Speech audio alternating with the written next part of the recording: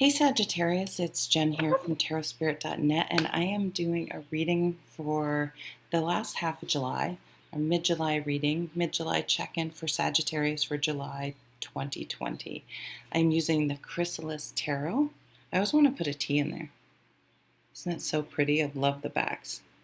I should do a review of the backs of cards that I like the best because I'm kind of obsessed with the backs. There's some I'm just like, I still like the cards even if I don't like the backs, but I love these. Okay, so, oh great, awesome. So we start with the Tower. Fantastic. That's at the bottom of the deck. This is in, so maybe around these eclipses or even back in January, something was eclipsed out of your life. But the Tower, I've learned to love the Tower card because everything up to the, not everything, certain aspects of our lives leading up to the Tower were, how do I want to put it? They weren't sustainable. They were not going to last. And the sooner it comes down and breaks apart and we see what's sustainable and what isn't, and we can release those things that we're not meant to last, we're not going to last, we can then move on building something new from the foundation that's still standing after the wake of the Tower. It's looking at things as a breakdown, but it's really a breakthrough. We can now move forward. It's, in a way, I feel like being released from the devil energy. It takes sort of that, I guess if you were looking at an addiction, it would be hitting rock bottom. But for a relationship, it can be, sometimes the Tower moment isn't even something really dramatic, but it's that last straw. It's the straw that breaks the camel's back. It's kind of a horrible saying, but everyone knows it, I think, at least in the US. I don't know if it's said everywhere. But in that moment, I'm almost seeing like a 10 of Swords as well. In that moment, it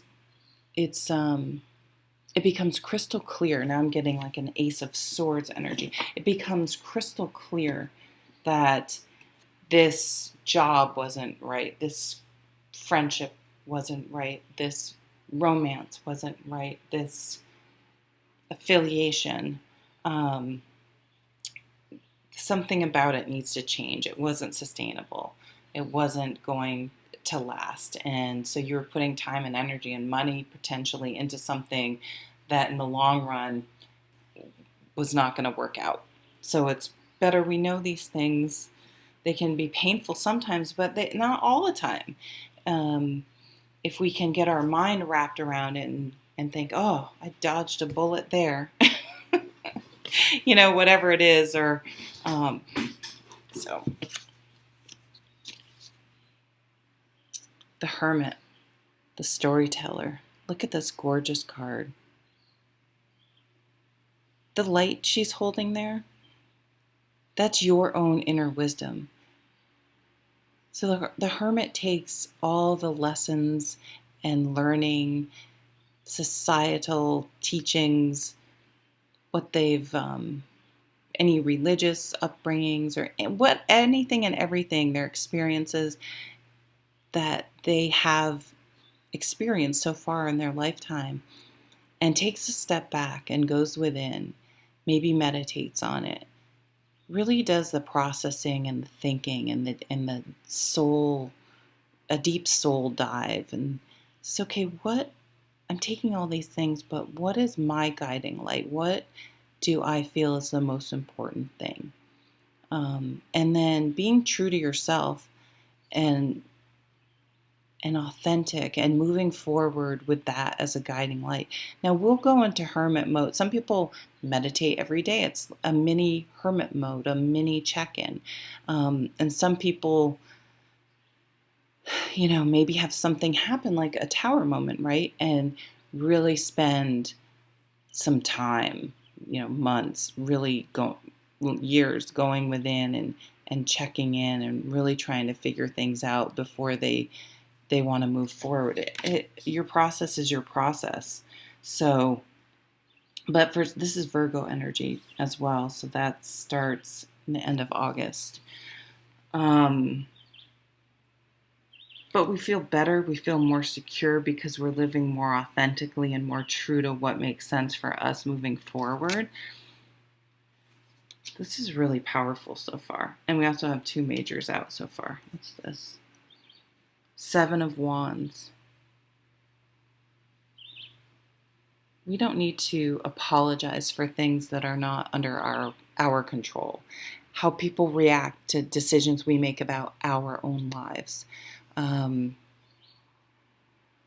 If we're just doing our job, I know I audit, and I have to be careful not to apologize for just doing my job if I find things that are out of compliance.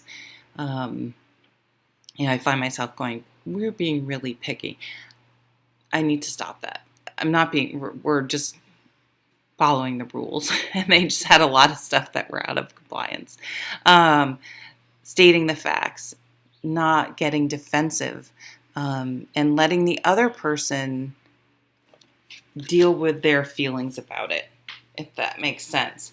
Because if someone can engage us and get us, you need to explain yourself. Why are you making this decision? You gotta get a better setup one of these days. You can't really see these cards.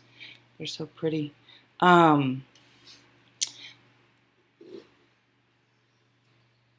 Yeah, no is a complete sentence. The Weaver. This is the Queen of Swords in this. And when I first saw this card, even though it literally says the Weaver, it made me look, I saw her writing, sitting down and writing. So you may want to maybe journaling or writing, literally writing something, channeling this wisdom into a book, a story, a blog, training, just journaling for yourself.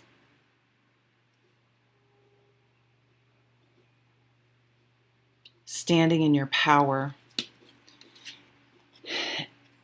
And this Queen of Swords really cuts away kind of those codependent tendencies we have where someone imposes when someone reacts strongly to something you do, often it's because they're looking at it from their point of view and how they would feel about it, which really doesn't have anything to do with your experience. Of course, some people do have experience about things and can sort of, or feel as though they're trying to warn us. And it's not that, she would definitely think about factual things, but strictly fear-based, emotional-based fears and, this could happen, this could happen, this could happen. You can do the same thing with positive things. So there are plenty of experiences until we just actually do them. We don't really know the outcome.